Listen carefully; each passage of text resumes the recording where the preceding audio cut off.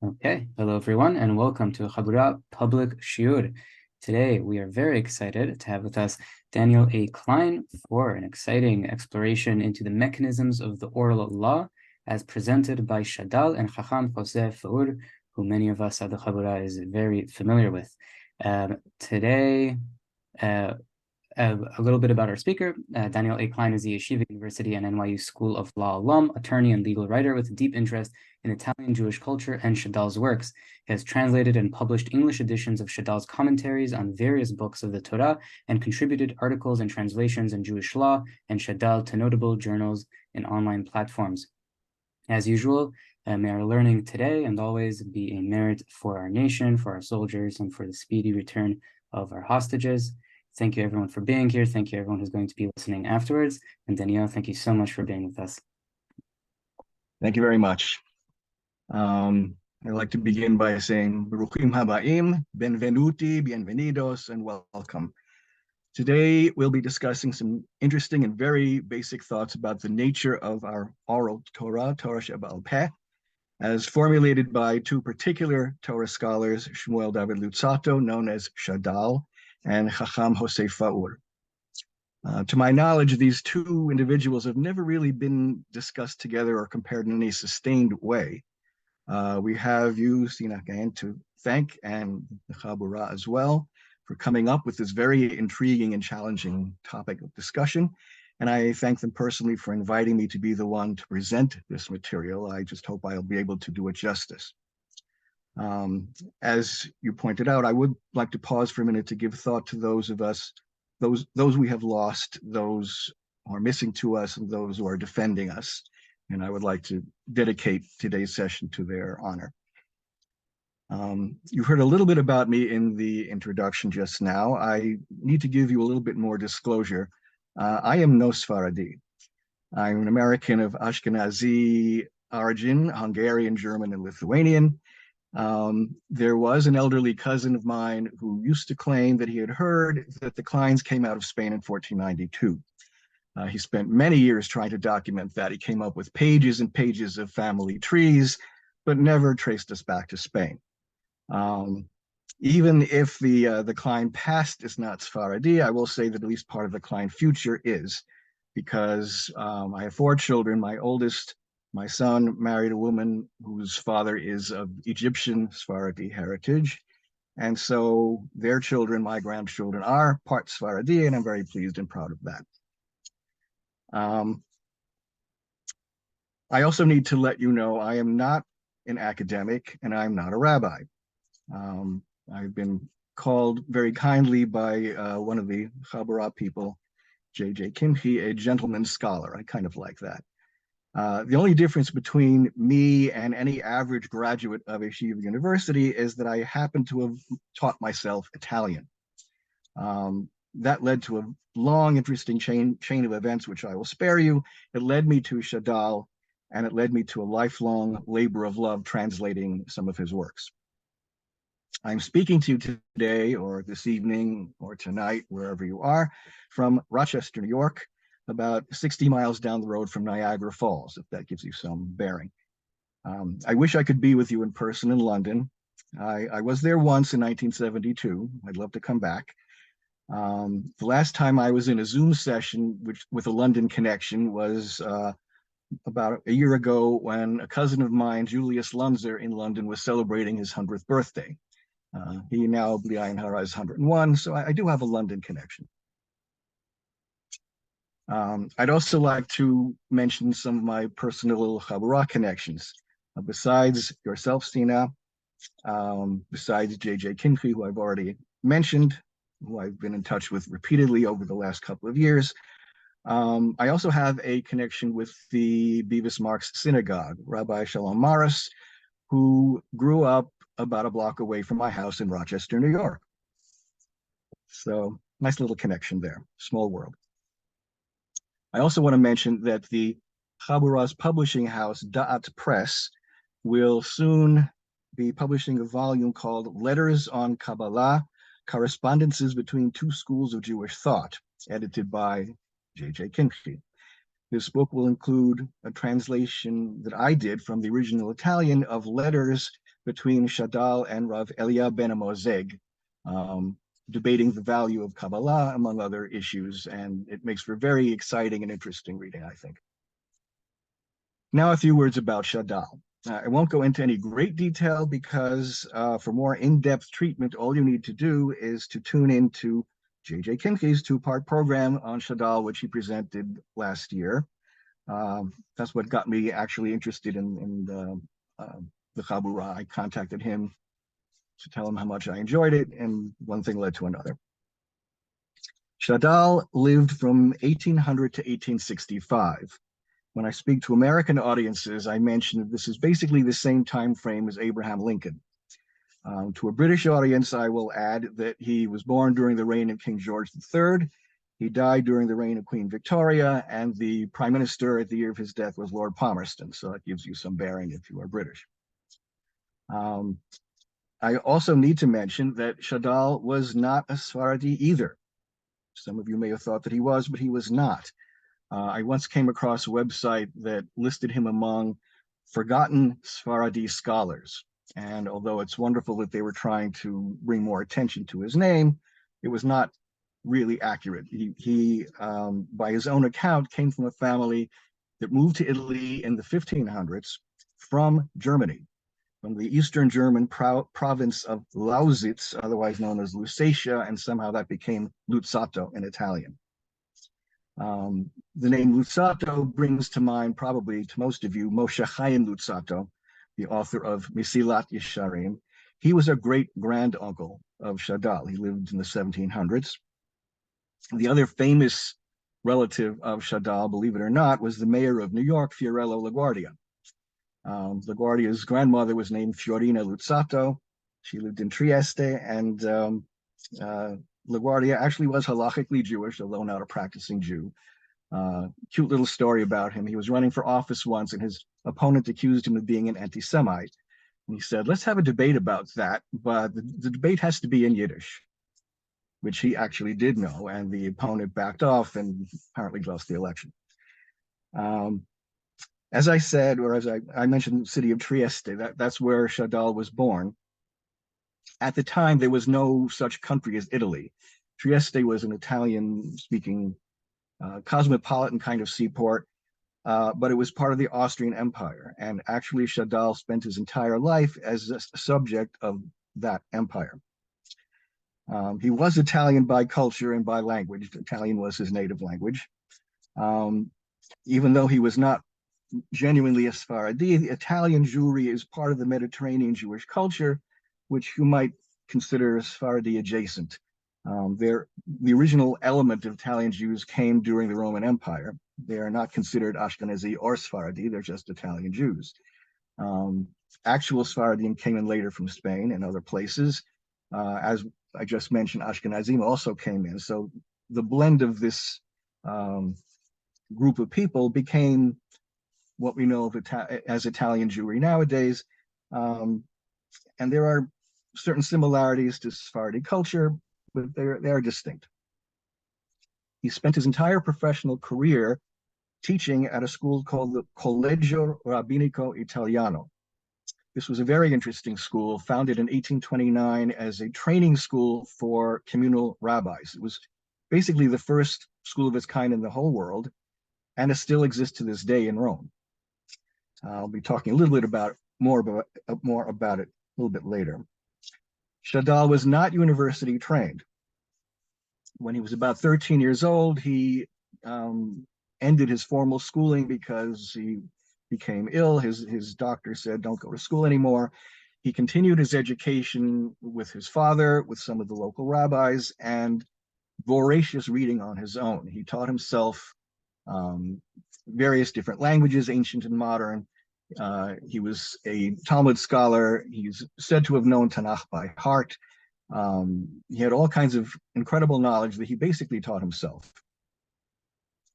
He was part of the movement known as Wissenschaft des Judentums, the academic approach to Jewish learning. But he was a little bit different from most of the practitioners of Wissenschaft because he accused them of being in it only for personal glory, for studying ancient Judaism as anyone would study ancient Egypt or ancient Persia. He felt they weren't properly motivated to study it as a living way of life and civilization as he was. He was a little bit out of the box there. He was also not yeshiva trained, which may account for some of his original ideas. He did not consider himself a rabbi. He did not have the usual kind of smicha. Later on in life, one of the leading rabbis of Italy, probably at the behest of his school, conferred upon him the title of Hakham, but he apparently never used that in his own personal life.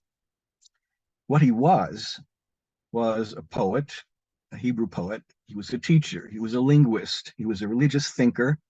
But perhaps most importantly of all, he was a mefaresh. He spent a great deal of his time interpreting, writing comments on various books of Tanakh. At this point, we're ready to start a little bit of compare and contrast with Hakham Faur. Most of the people I've mentioned this talk to in advance have not heard of him. I imagine that my British audience has heard of him. I know they have heard of him because a recent lecture with Rav Shmuley Phillips, which I listened to, did mention him several times. So I think you're basically familiar with him. I will give you some basic background information. Unlike Shadal, Faur was a yeshiva student. He had attended the yeshiva in Lakewood. He was a university graduate. He attended the University of Barcelona. And yet both of them were fiercely original thinkers. They were outsiders who, again, to use the expression, very often thought outside the box. I read a description of some of the Tanakh classes that Hakham Faur used to give.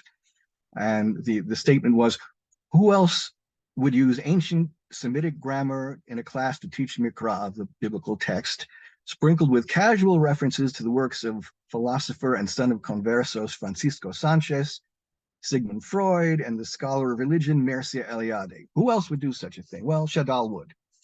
Shadal, in his teaching and in his commentaries, referred to the ancient Aramaic, Syriac, and Arabic in an effort to understand the Hebrew better.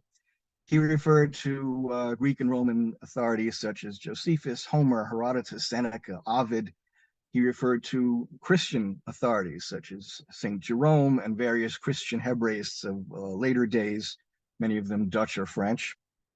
He referred to contemporary scholars such as Cesare Beccaria, who was one of the leading early criminologists.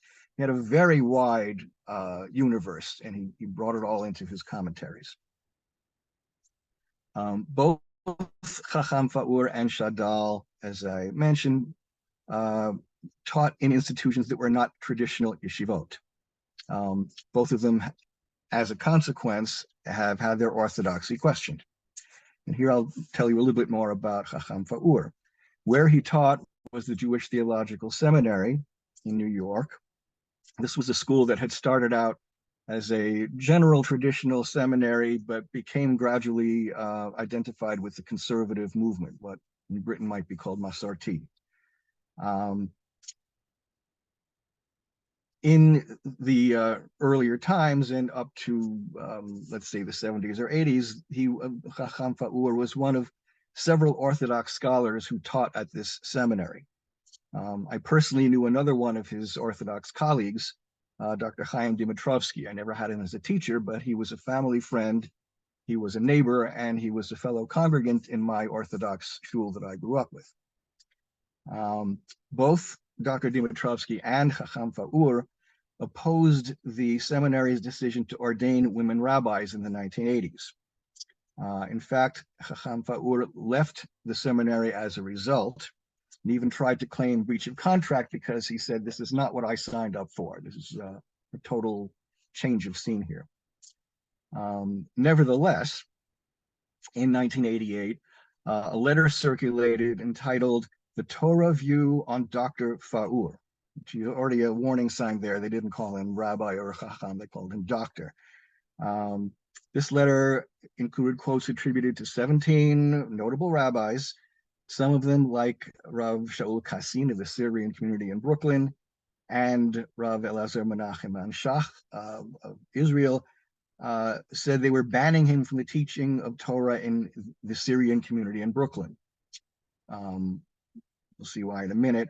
Other parts of the letter quoted teshuvot of such people as Rav Ovadia Yosef and Rav Moshe Feinstein, arguing that rabbis who had taught in a conservative seminary should not be accepted as a Torah teacher. There was a charge in this letter that Hakham Faur's books emitted an odor of heresy. They didn't quite spell out what that meant or why, but that's what the charge was. There was an assertion that he was a threat to the purity of faith and religion in the congregation. As a result, Hakham Faur left Brooklyn. Eventually, he made Aliyah. He served as a professor of Talmud at Bar Ilan, and then as a professor of law at the Netanya Law School. So that gives you some idea of the tribulations that he went through. During his lifetime, Shadal was not directly attacked in any sort of way like that. One of his correspondents did accuse him of quoting in his commentaries uncircumcised heretics. The answer he gave to that was several reasons for that. Sometimes they're actually right.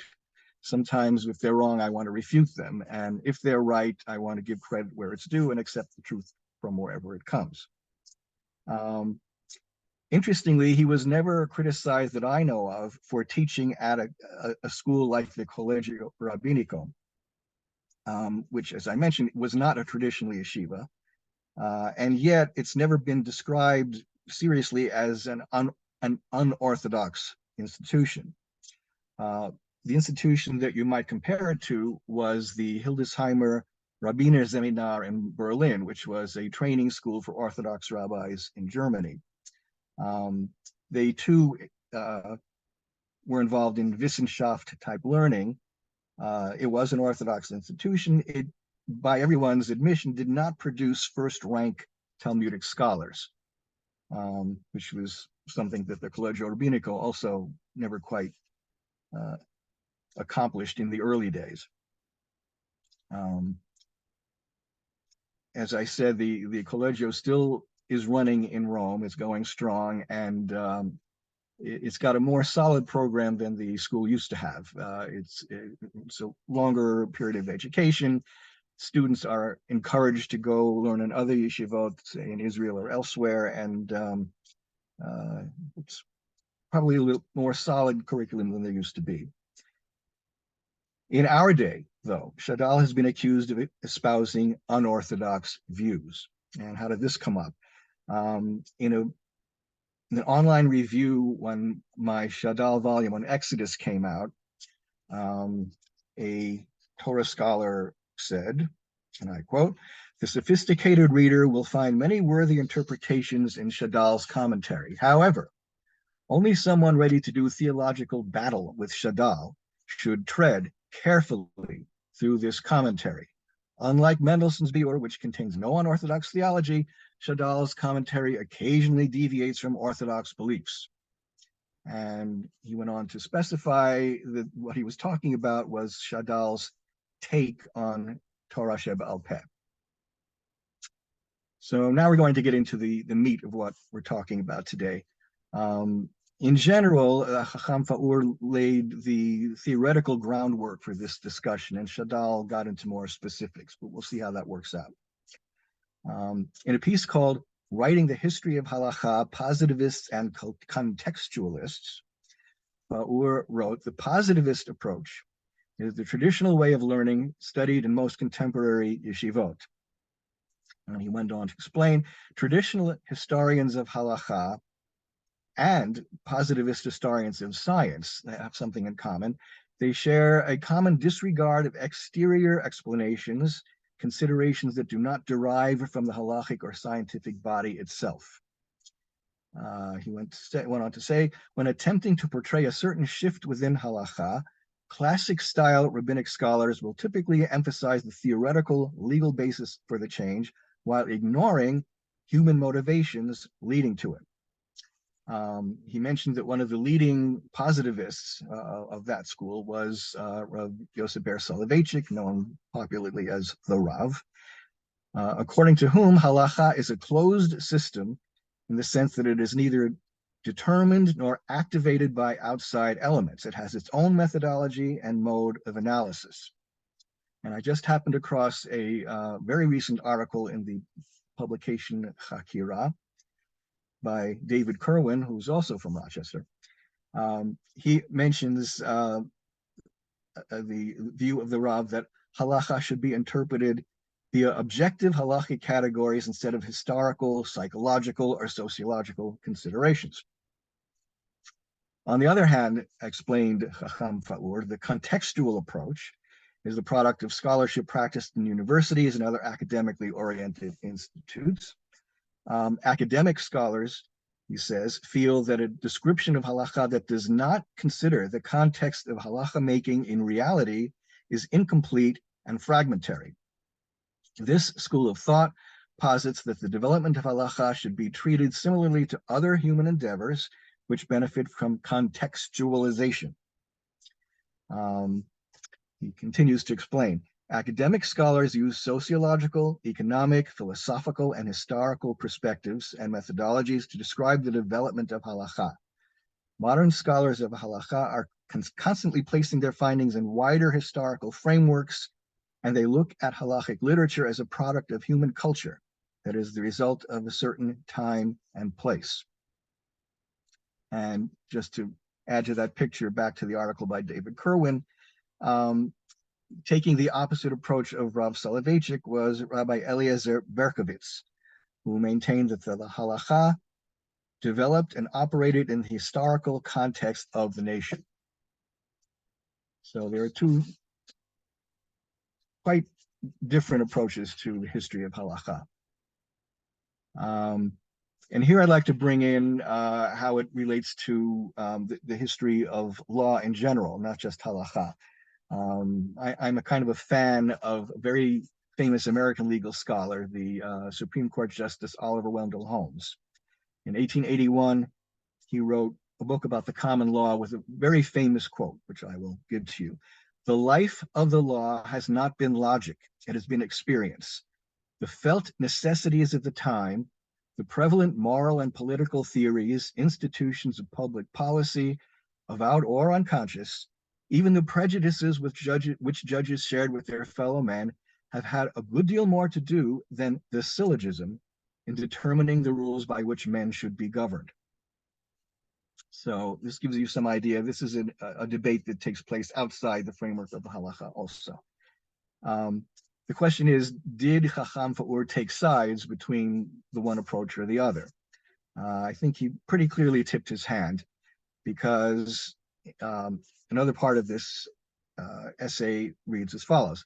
Anyone versed in the extensive halachic responsa literature knows well that a variety of factors, among which can be counted political, economic, sociological, and psychological, are part of the mixture that directly contributes to the formation of the halachic ruling. The rabbinic decisors and halachic responders are not isolated or secluded inside the world of the study hall, and their verdicts have more than a touch of external influences. So it was a pretty clear idea of where he stood on this issue. He went on to say, the law grants the judiciary authority to legislate new rules and develop legal doctrines, which are called derabanan. And I will just mention here, we Americans are trained to think that there is a very serious separation of powers between the judiciary and the legislature. One of the worst things you can say about a court in the United States is that they're legislating from the bench. In the halakhic system, though, there isn't any really clear demarcation. The judiciary may legislate, or maybe they used to be able to legislate. Hakham Faur said, the Gaonim and Maimonides maintained that this authority was granted to the judiciary by the Torah, and he cites Deuteronomy 17:11, which reads as follows in Shadal's translation. According to the teaching, the Torah, that they will give you, they being the legal authorities of your time, and according to the decision that they will pronounce, you will do. You must not stray to the right or the left from the decisions they communicate to you.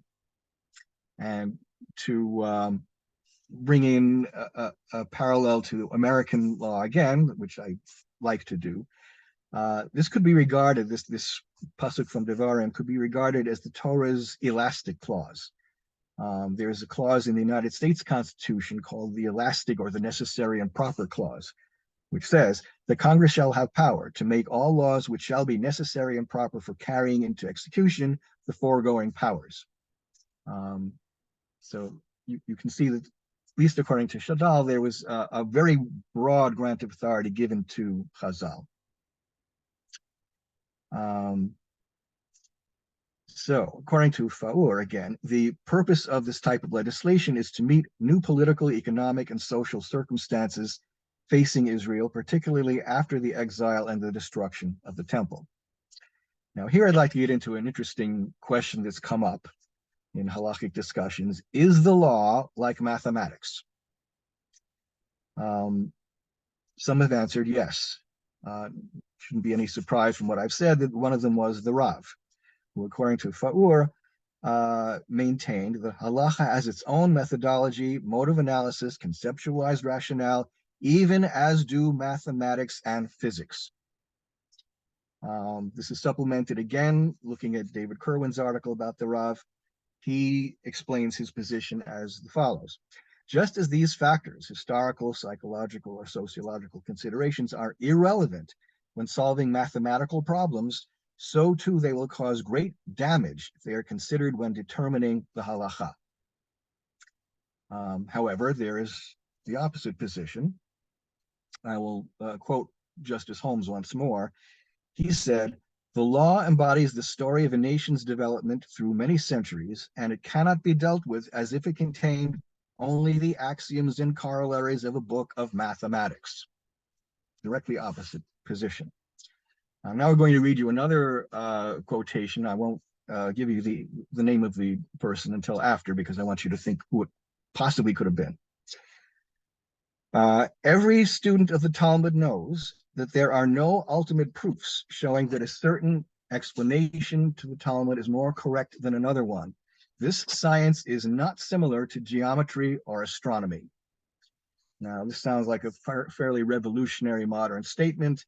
You have to wonder, well, who could have said such a thing? It was Ramban, writing in the year 1210, supposedly at the age of 16. So this is a very old opinion that, yes, human factors do come into the study of halacha. So it's an old debate. Where did Shadal come down in this debate? He was very much what Hakham would have called a contextualist. This was in keeping with his approach as a pshat commentator. In his commentary, he wanted to expound the simple, basic, plain meaning of the words. Sometimes this pshat, and here is an elephant in the room, conflicts with the Darash. It conflicts with the way the rabbis understand the pasuk in a halachic way. And here's another part of that elephant. The Darash can sometimes seem fanciful or far-fetched or forced. How do we deal with that sort of thing? I'll get to that in a minute, but here's a case in point, which is brought into play by Shadal. Exodus 21:8, talking about the rules of the female servant or slave. If a master does not wish to marry his maidservant, her father is admonished not to resell her la'am nochri. This is a phrase that's understood by Shadal in the pshat sense as meaning she can't be resold to a foreign people or possibly a man of another tribe of Israel, because tribes are sometimes known as Am. But Chazal interpreted la'am nochri in keeping with Onkelus's interpretation, ligvar ocharan. She may not be sold to any other man, Israelite or non-Israelite. And seems to be a bit of a stretch to get from la'am nochri, a foreign nation, to anyone else, even if he belongs to the nation of Israel. how do you get from one to the other? Some Mefarshim take the approach that they want to equate the Pshat with the Darash. Rashi's sole comment on this pasuk is, "Eino rashai limachra la'acher." He may not sell her to anyone else. He doesn't explain how he derives that understanding from La'am Nochri. It doesn't feel it needs to be explained. Malbim, a much later commentary, who felt that it was important to unify the Pshat and the Drash and show that they were compatible, had this to say. He said, selling her to anyone else would be like selling her to a foreign nation because she has come to feel at home in her master's house. And that's a very clever, very beautiful interpretation of the phrase La'am Nochri, but still it's not pshat. It feels like it may be a bit of a stretch. How does Shadal deal with it? He very forthrightly says, times changed. Originally, if the maidservant was resold to a member of another tribe, he would keep her in servitude. But if she were resold to one of her own tribesmen, he would redeem her. He would pay the money to free her. But over time, the sense of kinship among members of the same tribe was weakened. Even if she were sold to a man of her own tribe, he wouldn't feel the same sense of kinship that there would have been in the older days. He would not have redeemed her. He would have kept her in bondage. So Chazal, in their time, were constrained to ban her sale to anyone else, whether it was the same tribe, another tribe, a foreign country, or a fellow tribesperson. So according to Shadal, there was a shift in sociology, a shift in history, and the rabbis responded accordingly. Shadal explained, in every instance in which the rabbis turned away from the plain meaning of the scriptures, where the statement is not an individual's opinion but is agreed to without dissent, it is not a mistake that they made, but rather a takana that they instituted according to the needs of the generations. Then he says, and who is a reformator like they were? Reformator being a Latin word, a German word. It's a reformer. In Hebrew, his original Hebrew was umi kmohem reformator. But their takanot were made with deep wisdom, fear of God, and love of humankind, not for their own benefit or honor, and not in order to find favor in the eyes of flesh and blood. And we'll get into what he meant by that a little bit more later. According to Shadal, even when there were necessarily no changes in social conditions, Chazal had the authority to read their own meaning into the text when they felt it was proper. And here's an example of that. Exodus 22:2. If a thief comes at night, you're allowed to kill him because you don't know what's going on, and you're allowed to defend your property. If, however, the sun has risen over him, over the thief, and the Hebrew is im zaracha hashemesh alav, then you are no longer allowed to kill him because you can see who he is and what he's doing, and what you need to do is capture him, bring him to court, and administer justice. However, the Hachamim interpreted the phrase im zaracha hashemesh alav to mean that if it is clear to you as the sun that the thief does not come with murderous intention, then do not kill him. In other words, even if it's at night when it's dark, but you know exactly who it is and what he's doing, as if the sun were there, you are not allowed to kill him. This is brought into Rashi's comment. It's mentioned in Sanhedrin. What Shadal says is, this is a correct rule of law, only it is not the plain meaning of the verse, but merely an asmachta. And here's a very interesting word that does appear in the Talmud. Ibn Ezra developed it into a meaning where he said, this is something where the Pshat and the Darash seem to disagree. According to Ibn Ezra, then where do they get this rule if it's not the Pshat? Ibn Ezra said the Chazal who made this rule didn't make this rule. They heard it from teachers before them. Shadal went further. He said, yes, in some cases, this sort of asmachta is based on a teaching from earlier days, from earlier teachers, but not always. Sometimes what the rabbis had to do was come up with a new rule that they legislated to keep up with this changing sociology, history, economics of their era. Now, at this point, I want to interrupt myself. I have a question for Hakham Sina. I was listening to Shmuley Phillips' shiur recently. I believe I heard you during that shiur ascribe the Asmachta theory to Hakham Faur and also to someone else. And I didn't catch the name of who else you might have been referring to. Can I ask you what you were talking? So unfortunately, I'm not Hakham Sina. I'm Um, I'm just low level oh, here. I'm sorry. Is he in attendance at all? Do you know? And DM. I do not think he is on right now. Okay, well, all right. We'll have to shelve that question for now. I do believe I heard him connect Chacham Faur with the Asmachta theory. We'll see maybe if we know anything more about that. Shadal went on to explain, not in this particular commentary, but in other writings, at first, Chazal were able to legislate without resorting to asmachta.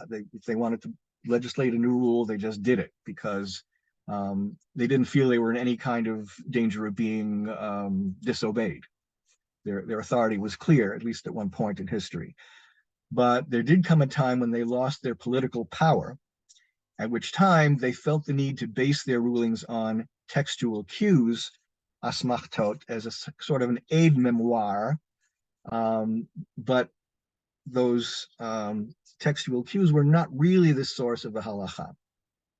The source either was older teachings or a newly legislated rule to meet with the times.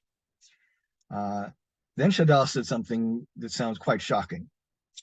He said, "It is not our duty to distort the scriptural text in order to make them agree with the halacha," which sounds like a totally heretical statement. Except that he adds, "But it is our duty to act according to halacha, as it says, according to the teaching that they will give you." So he was perfectly on board with what he felt Chazal were doing. Yes, they were making up their own rules. Yes, they had the perfectly solid authority to do that. These were wise rulings that they made. They were necessary for their times, and there's nothing wrong with that, and they remain binding down the generations. However, his approach was bothered certain people. I mentioned the review that was made to my Shadal on Exodus. Part of that review said, "The suggestion that the sages intentionally changed the Torah, albeit with good intentions, means that we would be obeying the rabbis and disobeying God." He went on to say, Shadal, by engaging in historicism, was effectively accusing the sages of distorting the Torah to fit their agendas, and that and turning those laws into historical contingencies deprives them of all sanctity. This is spoken like a good positivist, maintaining that approach. I will tell you that shortly after this came out, I was able to appear at Yeshiva University and speak to a group of people there about my book. The audience, which was full of academics and students who were Orthodox, basically said, "What was his problem? What was his objection to this?" So this room must have been full of contextualists. Let's go back to Rav Chacham Faur here. His take on this problem was as follows. He said, "The rabbinic doctrine of Drasha is consistent with the principle of Lo Bashamayim Hi. What was ratified in the covenant of Sinai was not the intention of the lawgiver. It's not so much what God wanted us to do, but the actual law as understood by those who received it. It follows that the task of the judiciary is not to recapture the original intent of the legislator, with a capital L, that's God, but to apply the text of the law to the situation at hand by making innovative connections, generating thereby fresh meaning and understanding of the law. So Hakham Faur would not have had any problem with this supposed objection of we are disobeying God and obeying the rabbis. He also said about speaking of the interaction of the Torah and the people, it results in a special non-hierarchic realm. The book establishes a horizontal relationship between God and Israel and between the individual and the nation. In other words, it's not God standing over us telling us what to do. It is God having, in a sense, surrendered the Torah to us or sharing the Torah to us in a horizontal relationship and granting human beings great powers to rule as to what the Torah actually means for us. So again, I come to the question of whether Hakham Faur actually employed the asmachta approach, or maybe at least in addition to that, maybe applied something else. And I say that because I have another citation from him. He said, many Mosaic laws and regulations were only encoded as a clue, a remez, in the kitab, the text system of the Torah, to be decoded by the michtab, the exposition system of Israel, at a later time, when acceptance of these laws would be a matter of conviction rather than imposition. In other words, the Torah contains hidden cues or clues that were picked up in later generations, not in earlier generations, but they were picked up in later generations when they matured, when they became something that the rabbis felt was useful to the people and would be accepted. So Hakham Faur says, even minute orthographic irregularities, in other words, little oddities of spelling, may supply the proper clue via drasha in the promotion of a higher standard of behavior. Now, this is interesting because this was also the approach of Rashbam. Rashbam believed very much in explaining the pshat in his commentary, but he also felt that the rabbinic drasha was binding, even against the pshat.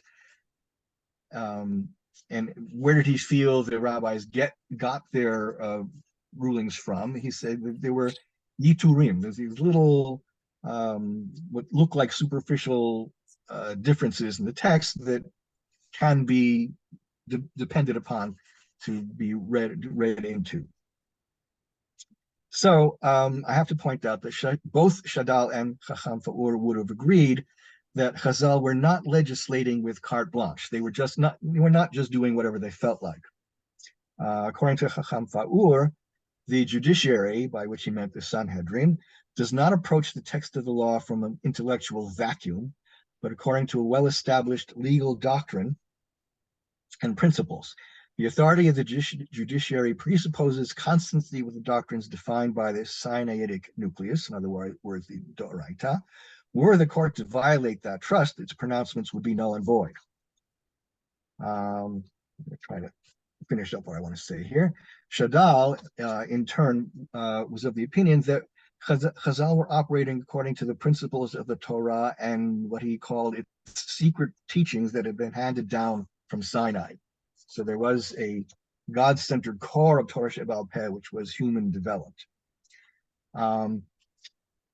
The conservative approach, the approach of the conservative movement, would have taken this pasuk we refer to, Deuteronomy 7:11, to empower and perhaps even obligate post-rabbinic authorities of every generation to effect further changes in halacha. Is there any dividing line between that position and what Shadal and Hakham Faur were advocating? I think there is. What Shadal said was, all the men, and he was speaking of the reform movement of his day, like the 1840s or so, all the men who are seeking to institute reforms, takanot, and innovations in Israel are all like babes and sucklings in relation to our ancient rabbis of blessed memory, who in their Jewish wisdom received from Sinai succeeded in fortifying Israel like a column of iron and a wall of bronze against all the evil times that befell us. One of the leading scholars of our time of Shadal, Ephraim Chamiel, explains that for Luzzatto, reform was only a theoretical possibility. The ones capable of making such decisions had to be a body of God-fearing people, expert in halacha, lovers of mankind, modest, without personal partiality, willing to understand the spirit of the nation and its needs with deep wisdom and with broad, comprehensive outlook, like the Chazal, who were the true reformers. Such a body did not exist in Shadal's time, and in fact, he would have thought could not exist. Hence, practically speaking, it was impossible to make changes in the halacha in his time.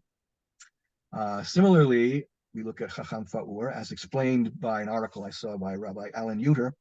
From Rav Faur, I learned that according to Orthodox Judaism, the right to issue apodictic, which means clearly established beyond dispute, decrees after Rav Ashi has lapsed. In other words, the end of the Gemar period closed the legislative period.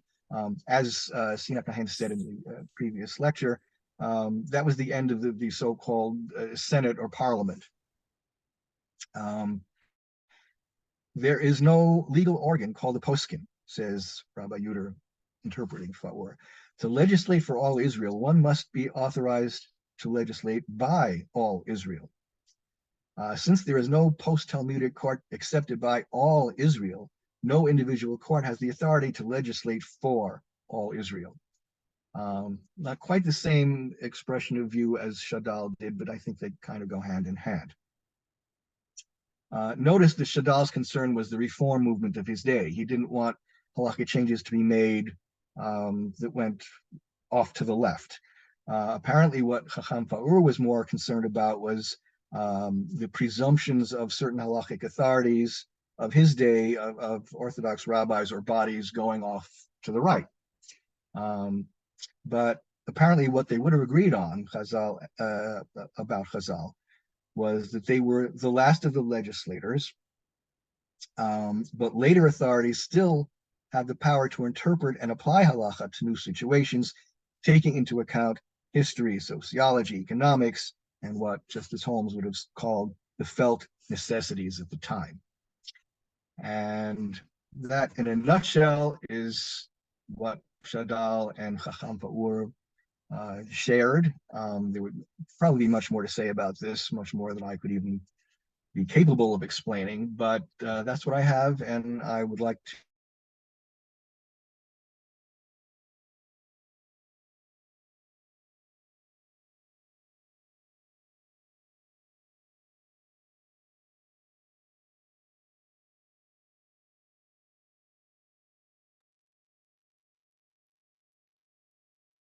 I think he is stuck. To open the floor for questions if there are any. Hello, my name Yes. is Sam Flax. I was just curious, while studying both of these figures, did you ever think about what connection there might be to a relative of yours, Nathan Isaacs, in their thought? It's interesting that you mentioned Nathan Isaacs. Yes, Nathan Isaacs was a great uncle of mine. He died before I was born. I unfortunately never knew him. He was a quite unique figure. He was a professor of business law at Harvard in the 1920s and 30s, at a time when Jewish professors there were practically unheard of, and Orthodox professors were completely unheard of. He was unique. He wrote some very interesting things about the development of halacha, also the development of world systems of law. It would be fascinating for somebody to sit down and compare his approaches to those of somebody like Shadal or somebody like Hakham Faur. I'm sure it could be done. Maybe when I have time someday, maybe I'll try it. But yeah, it's interesting you bring that up because there are entities. Sure. Anyone else? Thank you very much. Avi? I wrote my question in the text, but I'll speak it out. I don't know if you've frozen, but if I'll ask it anyway. But according to Chacham Faur, why did the rabbinic like legislative authority end with Rav Ashi or the sealing of the Talmud? Like what exactly changed at that point? That's a very good question. I don't think I've seen him answer that question in particular. Um, if you blend what he said with what Shadal said, perhaps there was a feeling that it was at the end of this period that there was no more supply of people who had the proper qualifications, who had the broad outlook, who had the extensive learning, who had the consciousness of what the people wanted, the impartiality, whatever it is. It may be a harsh view of say the Gaonim or some of the authorities that came later, but it may not have been terribly harsh. It may be more realistic in terms of say the 19th century figures who were trying to change halacha. It's a good question that actually occurred to me, and I don't really have a solid answer for it. According to Shadal, it seems more arbitrary then. You know, one could argue that at the time of the Geonim, they might have been, you know, enough leaders in the rabbinic world to have reversed that. So even if there was a generation or two where they didn't have the all the criteria that Shadal mentioned that you just referred to, like it could come back in a it could come back now then, right?